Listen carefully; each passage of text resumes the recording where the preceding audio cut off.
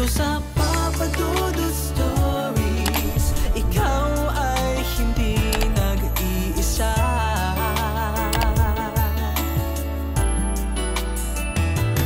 Dito sa Papa Dudut Stories, may nagmamahal sa'yo. Papa Dudut Stories, Papa Dudut Stories. Dear Papa Dudut, sa lahat po ng mga nakatutok ngayon, huwag pong kalimutan mag-like, mag-share at mag-subscribe. Maraming salamat po sa inyong lahat.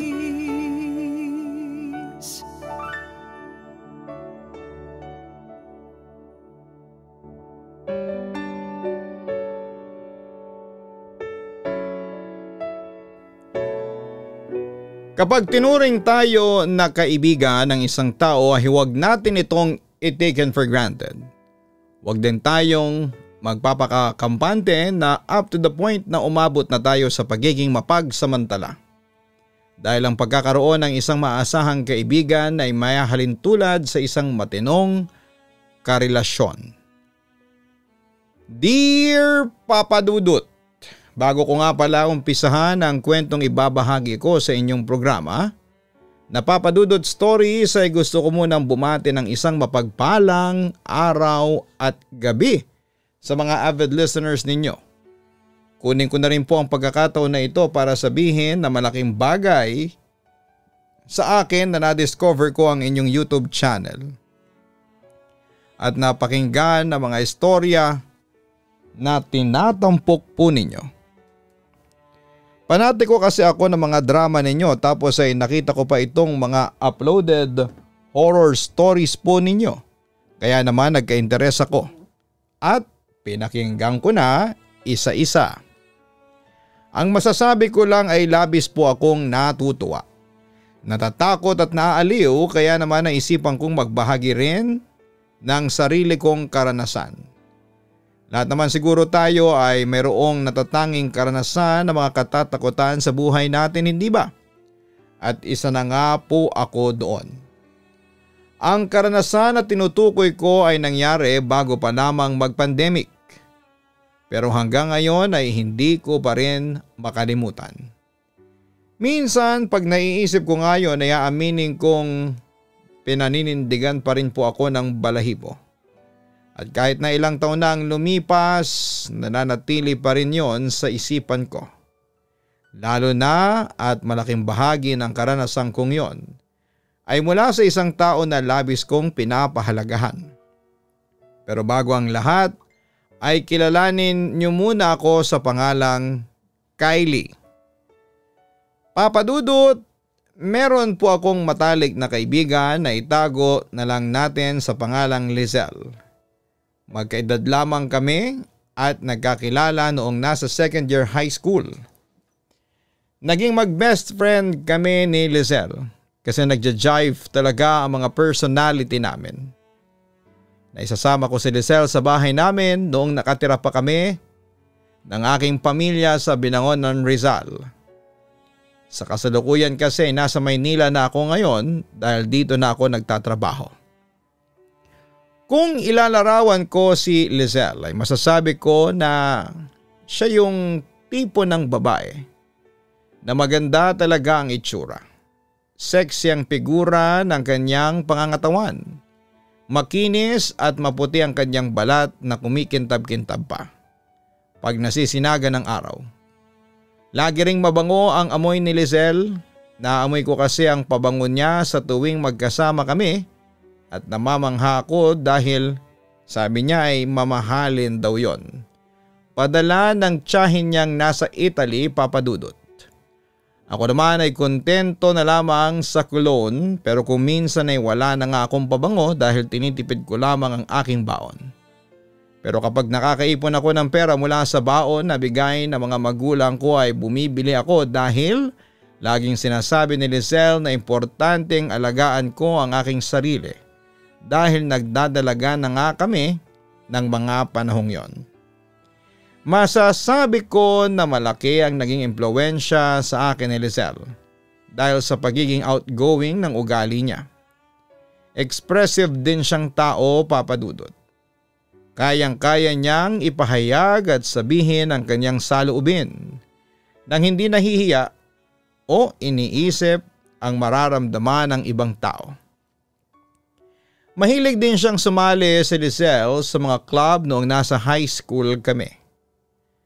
Sa katunayan, sikat siya sa pagiging miyembro ng cheering club at volleyball club noong araw. Samantalang ako ay kontento na lamang sa pagiging normal na estudyante. May isa naman akong club na sinalihan noon at yon ay ang pagiging medics sa CAT or Citizenship Advanced Training noong high school. Nagka-interest lang kasi ako sa ginagawa nila at sa mga bagay na tungkol sa pag-first aid na pwede kong matutunan kaya sumali ako doon. Kaya lang ay marami sa mga kaklase namin ang pinagtatawanan ako sa choice na salihan ko bilang extracurricular activity. Alam mo ba, Beshi? Pinagtatawanan ka ng mga classmate natin kasi ang baduy daw ng outfit mo dyan sa sinalihan mong pagmimedics. Natatawang sabi sa akin ni Lizelle. Napasimangot ako noon kasi ramdam ko na maging siya ay nababaduyan at pinagtatawanan ng uniform namin. Ano namang nakakatawa dun? Tanong ko na bakas ang pagkainis. Baduy nga kasi, white t-shirt, nakatuck-in pa. Tapos yung pagpusod pa ng buhok ninyo, may paribon-ribon pa. Ang baduy talaga. That time may ramdam na ramdam ko na ang pangungutya niya sa kanyang tono. Napailing na lamang ako sabay buntong hininga. Para sa akin kasi wala namang problema yung uniform namin na yon. In fact ay naasigan pa nga ako sa kamaganda at makakatulong talaga sa community ang training namin yon bilang student medics. Kaya para sa akin ay worth it na nagpa-recruit ako doon at sumali. Sa kabilang banda, alam ko na hindi ko naman mapiplease ang lahat ng tao. Meron talagang iilan na hindi aayon sa iyong kagustuhan at wala na akong magagawa doon. Hindi ko naman kontrolado ang takbo ng mga pag-iisip nila at ang magagawa ko lamang ay huwag magpaapekto at magpatuloy. Pero dahil matalik na kaibigan na ang turing ko kay Lizelle ay naapektuhan pa rin ako nang pati siya ay sumali sa pangungutya at pinagtatawanan pa niya ang ginagawa ko. Pero sa bagay, sabi nga niya ay nagiging prank ka lamang siya. Ayaw naman daw niyang magkunwaring nagagandahan sa uniform namin kung totoong baduy naman talaga at pangit ang nakikita ng kanyang mga mata. Nagpapakatotoo lamang siya at sino ako para kontrahin yon. At dahil ayaw ko naman na maging balat sibuyas ay nanahimik na lamang ako at pinagkibit balikat ang mga nangyari, Papa Dudut. Sa kabila ng nangyaring yon ay hindi pa rin naman nabawasan ang turingan namin ni Lizelle sa isa't isa bilang magkaibigan. Siguro ay kailangan ko lang din talagang tanggapin na meron siyang hindi gusto sa akin at hindi ko siya palaging maasahan na umayon sa mga kagustuhan ko. Kaya nga, nagpaka bigger person na lamang ako sa pamamagitan ng hindi ko na masyadong pagdidibdib sa nangyari. Mabilis na lumipas sa mga buwan at merong lalaki na isang cadet officer ang nagkagusto at nanligaw sa akin. Never pa akong nagka-boyfriend kaya medyo wala pa akong karanasan pagdating sa bagay na yon. At dahil nga ligawin at nakaranas ng makipagrelasyon si Lizelle, ay naisipan kong humingi ng payo sa kanya, Papa Dudut. Kaya lang sa lahat ng mga sinabi sa akin ni Lizelle, ay wala akong nakuhang matinong payo, Papa Dudut. Hindi kasi niya ako suportado na i-entertain ang nanliligaw sa akin. Dahil daw pangit ito at mukhang hindi naman matalino. To be fair, may itsura naman yung nanliligaw sa akin at matalino rin naman siya dahil nasa pilot section din siya kagaya namin ni Lizelle. Kaya nga laking pagtataka ko kung paano niya nasabi ang mga bagay na yon. Hindi naman yon ang katotohanan. Noong sumunod na araw ay perminang sinisiraan sa akin ni Lizelle ang kadete na nanliligaw sa akin. Kung ano-anong mga sinasabi niya tungkol dito para iwasan ko ang naturang lalaki. At kasama na nga doon yung pagiging babaero raw nito na hindi ko pa raw nakikita ng mga panahong yon kasi sobra raw akong nabubulagan. Saka wag daw akong papayag na malibang ng isang tao lalo na at wala pa akong karanasan. Sa totoo lang naiinis ako sa kanya nang sabihin niya ang bagay na yon dahil tingin ba niya sa akin ay attention seeker kasi wala pa akong karanasan sa bagay na yon at doon lang may lalaking nagkagusto at nanligaw sa akin. Ang ending ay hindi ko na lamang pinayagan ng naturang kadete na ipursu ako, Papa Dudut.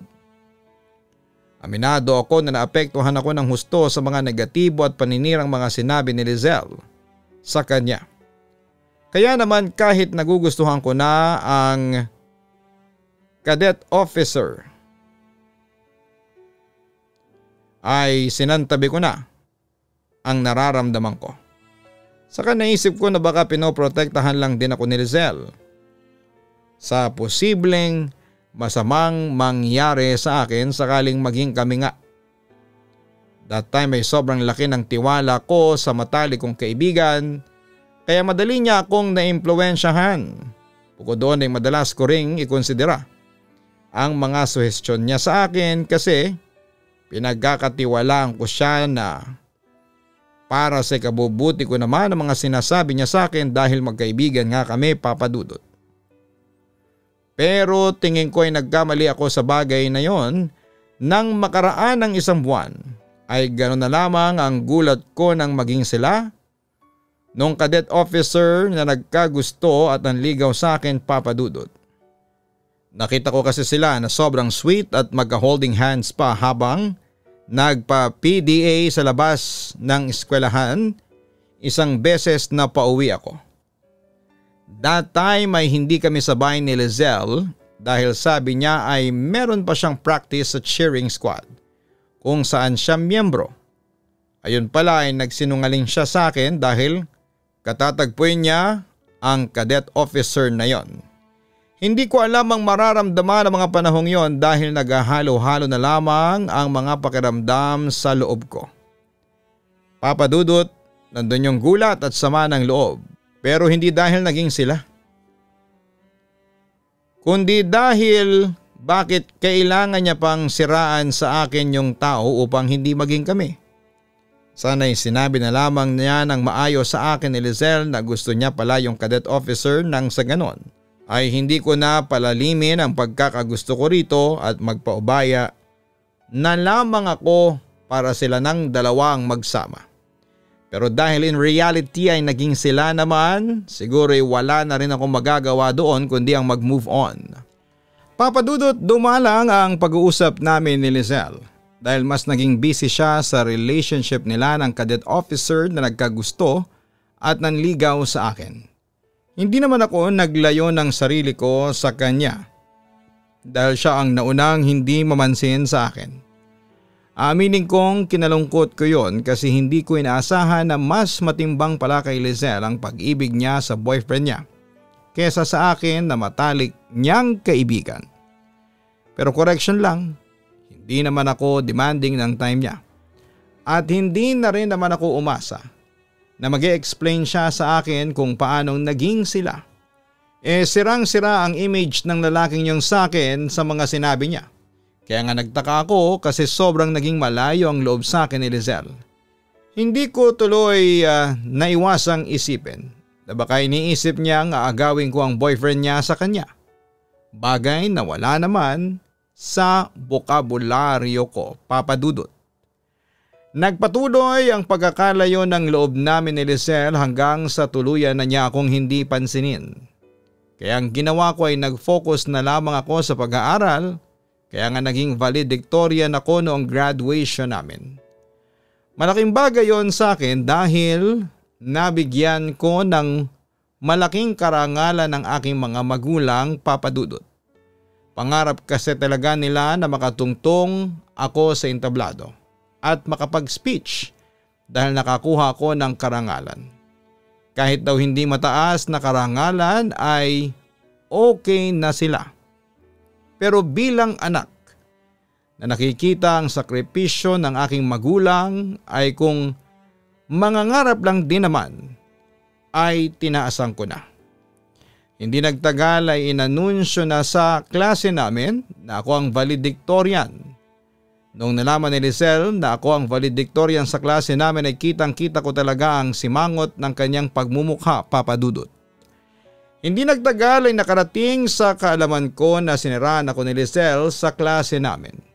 Kung ano-anong mga masasamang kwento ang pinakalat niya upang hindi raw ako maging deserving sa karangalan na ibibigay sa akin. Siyempre kinasama ko yon ng loob kaya kinompronta ko siya. Gusto ko rin tanungin sa kanya kung ano ang problema niya sa akin at kung bakit niya kailangang gawin ang bagay na yon. Saka magkaibigan kami, kaya bakit niya ako sinisiraan lalo't wala naman akong ginawang masama sa kanya. Pero imbis na sagutin ng direkta ang tanong ko sa kanya ay pinagsalitaan lamang ako ng masama at masakit ni Lizelle. Marami siyang sinabi sa akin, Papa Dudut, tulad ng epal daw ako, masyadong papansin, pa-victim, feeling maganda at kung ano-ano pa. Kaya nga kahit na naggalit ako sa kanya ay hindi ko napigilan ang sarili ko na mamangha at magtaka kung saan niya pinupulot ang mga pinagsasabi niyang yon sa akin. Pero napagtanto ko na baka siya naman talaga ang lahat ng mga masasakit na salita na sinabi niya sa akin. Gusto lang talaga niya na ibintang yon sa akin kasi insecure siya.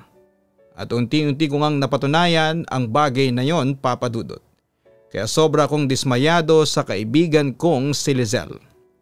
Pero ang isang bagay pa na gumimbal sa akin ng mga panahong yon ay nangyari bago kami graduate.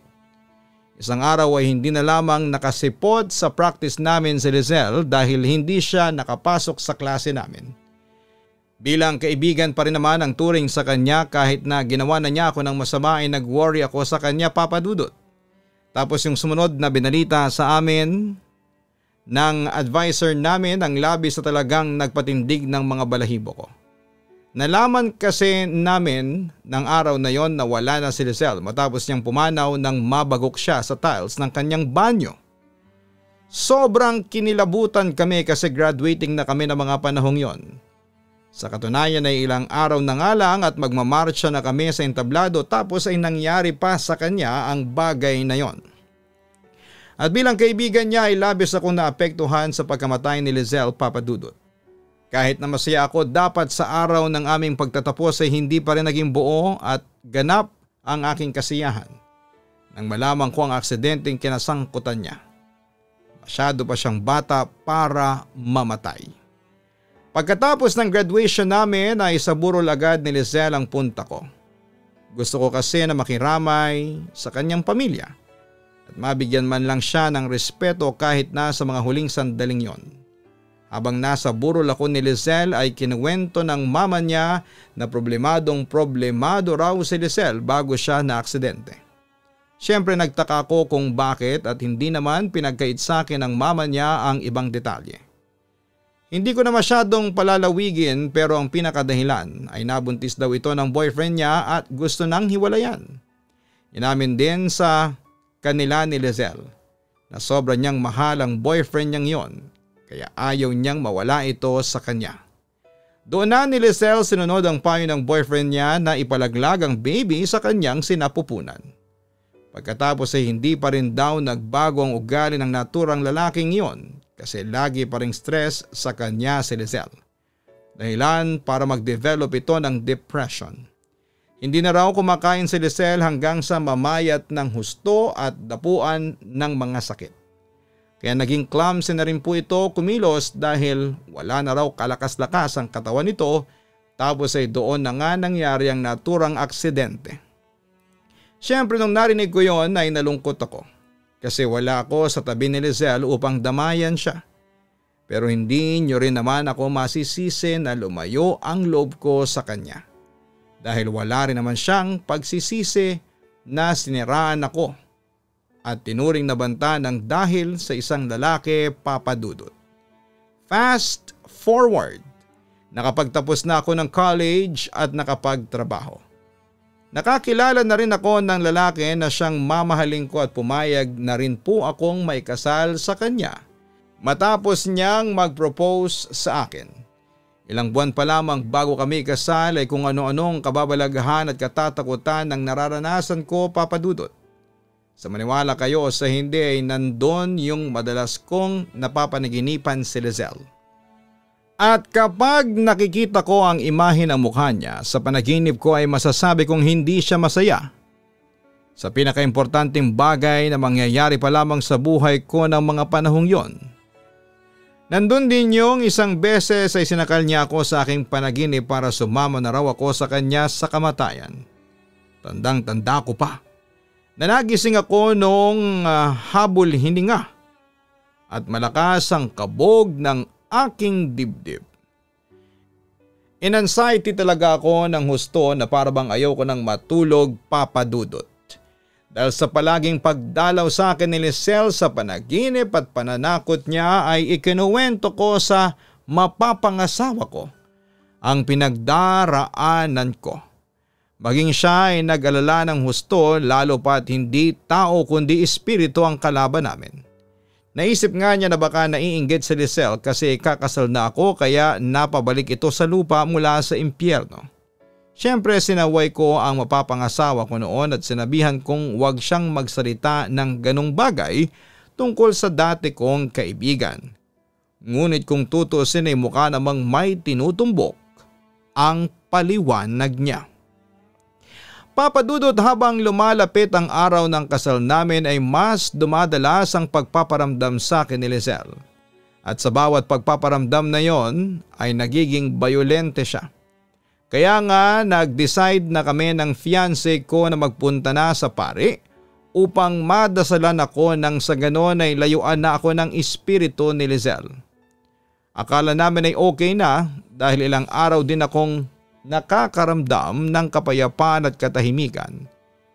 Pero simula pa lang pala yon ang panggugulo niya sa buhay namin. Papa Dudut, habang lumalapit ang araw ng kasal namin ay mas dumalas ang pagpaparamdam sa akin ni Lizelle. At sa bawat pagpaparamdam na yon ay nagiging bayolente siya. Kaya nga nag-decide na kami ng fiancé ko na magpunta sa pari upang madasalan ako nang sa ganon ay layuan na ako ng espiritu ni Lizelle. Akala namin ay okay na dahil ilang araw din akong nakaramdam ng kapayapaan at katahimikan. Pero simula lang pala yon ng panggugulo niya sa buhay namin. Matapos kaming ikasal ng asawa ko ay mabilis din akong nagbuntis. Sobrang excited namin na magka-baby ng mga panahong yon. Pero hindi naging madali ang pagbubuntis ko dahil 2 beses akong nakunan. Sa tingin ko ay kagagawan yun ni Lizelle kasi gusto niyang matulad ako sa kanya na hindi nagkaanak kasi pinalaglag niya noong araw. Saka nasabi ko yon dahil noong niraspa ako ay nakita ko ang espiritu niya na nakatayo sa aking paanan. Habang nakangiti pa, Papa Dudut. Pero saglit lamang yon dahil bigla rin naman itong nawala sa aking paningin. Pero muli ko ulit siyang nakita sa araw ng libing ng baby namin. Animoy nagmamatyag sa kapaligiran at binabantayan ang bawat galaw naming mag-asawa. Sobra akong nalugmok at na-depress dahil sa mga pinagdaanan ko. Umabot na rin sa point na hindi na naniwala sa akin ang asawa ko na kagagawa ni Lizelle ang mga kamalasan sa buhay namin. Sa halip ay sinabi niya sa akin na kasalanan ko raw kaya nalaglag sa sinapupunan ko ang aming mga anak. Hindi ko alam kung saan humuhugot ng tamang salita upang ipaliwanag at ipaintindi sa kanya na ginawa ko naman ang lahat upang ingatan ang baby namin. Pero hindi niya talaga sila ibinigay sa amin. Sa huli ay sinabihan ako ng mister ko na walang kwentang babae dahil hindi ko raw siya mabigyan ng anak. Na mayroon daw akong diferensya sa matres kaya wala akong kakayanang bumuhay ng bata. At isa raw akong baliw dahil ibinintang ko pa raw sa namayapa kong kaibigan ang nangyari, Papa Dudut. Pakiramdam ko ay mag-isa ako ng mga panahong yon, lalo na at madalas na akong iwanan ng asawa ko at hindi na rin niya ako pinapansin pa pag nasa bahay naman siya. Kaya nga nagsimula akong makaramdam ng galit at paninibugho noon kay Lizelle. Dahil kahit hanggang sa kamatayan ay hindi niya ako pinatahimik. Na kahit nawala na siya ay patuloy pa rin niya akong pinag-uusik. Ang unfair lang kasi wala naman akong ginawang masama sa kanya pero siguro ay hindi ko lang din agad nakita ang totoong kulay niya. Na ganon talaga ang ugali niya. Yung bang inggitera, insecure at ayaw nasasapawan. Hindi ko lang agad nakita kasi nga tinuring ko siyang matalik na kaibigan at pinahalagahan ko ang pagkakaibigang yon. Hindi nagtagal ay tuluyan ang nasira ang kasal namin ng asawa ko nang mambabae siya. Gusto ko sana siyang ipakulong pero wala na akong lakas para gawin ang bagay na yon. Kaya mas pinili ko na lamang na palayain siya. Sobrang kinamumuhian ko siya at pati na rin ang babae niya na isang beses ay nakita kong kasama niya sa mall. At laking gulat ko dahil kahawig yun ni Lizelle, Papa Dudut. Ngunit imposible namang mabuhay ang isang tao na matagal nang patay, hindi ba? Sa katiwala ako na patay na si Lizelle dahil nandun ako sa lamay at libing niya. Baka nagkataon lang pero nakakakilabot pa rin. Simula noon ay hindi na nagparamdam sa akin ang espiritu ng dati kong kaibigan kaya laking luwag sa dibdib talaga ang nararamdaman ko. Nakakatulog na kasi ako ng payapa at mahimbing sa gabi at hindi ko na rin siya kailangang isipin na baka nagbabantay at nagmamatyag pa rin siya sa tabi-tabi. Pero aminado akong nandun pa rin ang matinding pag-aalala at pangamba na paano na lang kung bumalik siya upang guluhin ako. Hanggang sa ipinakilala ako ng katrabaho ko sa kaibigan niyang manghihilot at albularyo sa Quiapo, Papa Dudut. Yung katrabaho kong yon ay nanay na may 3 anak. Laking hilot daw mula sa albularyo ang mga anak niya. Kaya sinabi niyang isasama raw niya ako doon para magpatawas. Hindi na ako kumontra, Papa Dudut.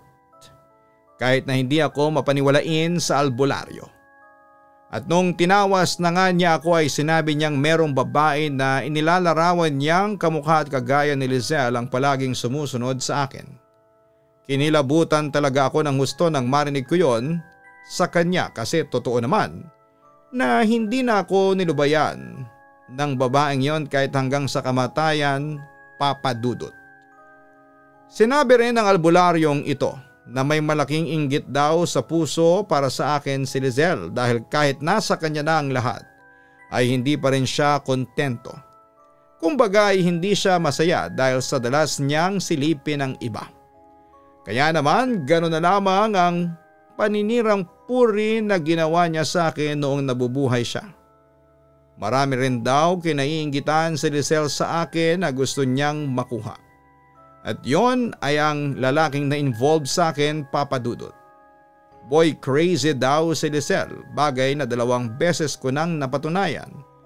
Kung sakaling siya ang may pakana kung bakit kami nagkahiwalay ng aking asawa. Pero ang pinakatinutumbok ng albularyo ay ayaw daw akong maging masaya ni Lizelle sa buhay na ito. Kaya nga para makontra ko raw ang mga dalang kamalasan niya sa buhay, ay binigyan niya ako ng anting-anting na siyang palagi ko raw susuotin upang hindi makalapit sa akin si Lizelle. Para yung evil eye protection ko sa anyo ng isang kwintas. Hindi lang din para kay Lizelle ang pangontrang yon kundi maging sa iba pang mga masasamang espiritu o nilalang sa paligid. Masasabi ko na simula nang suotin ko ang pangontrang yon ay mas naging mabuti ang takbo ng buhay at pamumuhay ko hanggang sa kasalukuyan, Papa Dudut. Ang masasabi ko lang ay mahirap magkaroon ng isang tao sa iyong buhay na hindi naman pala tunay na kaibigan ang turing sa iyo. Nakakalungkot lang din kasi pinagkatiwalaan natin sila para sirain lang tayo at pag-usigin kahit hanggang sa kamatayan nila. And to be honest, hindi ko mapigilang magalit kay Lizelle dahil wala naman akong ginagawang masama sa kanya pero hindi pa rin siya nanatiling mabuti sa akin. Kaya nga hanggang ngayon kahit na ilang taon na simula nang magparamdam siya sa akin ay hindi pa rin tuluyang naghihilom ang damdaming yon sa aking puso. Totoo pala na mas masakit pa ang friendship breakup kaysa breakup ninyo ng karelasyon mo kasi malalim yung pinanggagalingan noon. Siguro hindi para sa lahat ng tao pero yon ang eksaktong nararamdaman ko kaya nasabi ko ang bagay na yon, Papa Dudut. Maraming salamat po, Papa Dudut, sakaling mabasa ninyo ang istorya ng buhay ko. Ang payo ko lang sa mga avid listeners natin ay maging mabuti kayong kaibigan sa isang tao. Napakagulo na ng mundong ibabaw at malaking bagay na magdala tayo ng kapayapaan sa buhay nila sa pamamagitan ng ating suporta at pangunawa sa kanila bilang tunay at totoo nilang kaibigan. Huwag tayong maging dahilan ng kanilang kalungkutan at paghihirap. Huwag din tayong maging epal at umasal na parabang kung sino tayo. Tandaan natin na hindi lang sa atin umiikot ang mundo. Hanggang dito na lamang po ang sulat ko at muli ay nagpapasalamat ako sa inyong pagbabasa ng aking kwento. Lubos na gumagalang, Kylie. Wala naman pong bayad maging mabuting tao, kaya gawin na natin lalo na sa ating mga kaibigan. Ang laki kasi ng maitutulong ng pagiging mabuti natin sa kanila, lalo na sa pagdadala nila ng buhay. May kasabihan nga na kung hindi natin kayang tulungan ng isang tao dahil limitado lang din ang magagawa natin, ay huwag na lang natin silang saktan. Napakalaking bagay na noon para mabawasan ang pasanin na kargo nila sa kanilang buhay. Sa atin din naman ang balik kapag naging mabuti tayo sa ating kapwa-tao. Tayo rin ang masigit na pagpapalain sa buhay na ito. Huwag kalimutan na hanapin ang Kaistorya YouTube channel. Pagkatapos mahanap, mag-subscribe. Para po yan sa mga horror stories ng Kaistorya na narrated by Jason Steele. Sa mga hindi pa po nakaka-subscribe at nakakapakinig kay Jason Steele, ay hanapin niyo po ang Kaistorya YouTube channel. Manood din po ng Papa Dudut Family YouTube channel. Maraming salamat po sa inyong lahat.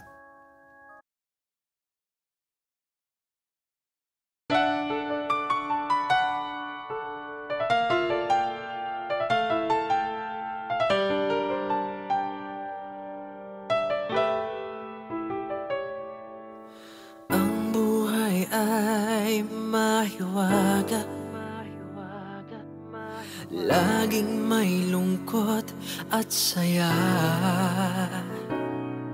sa Papa Dudut Stories. Laging may karamay ka.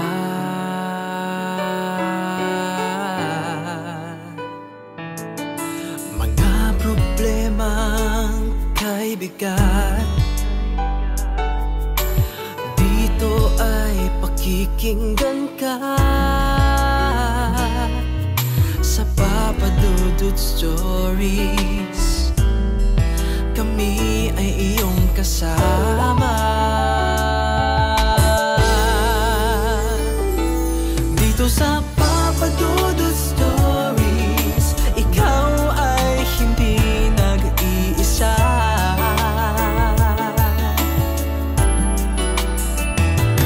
Dito sa Papa Dudut Stories,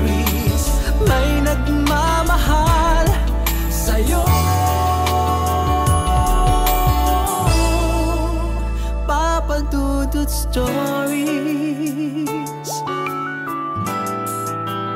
Papa Dudut Stories.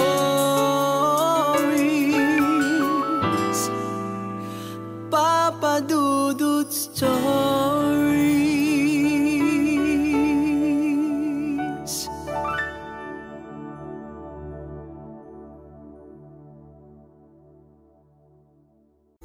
Dito sa Papa Dudut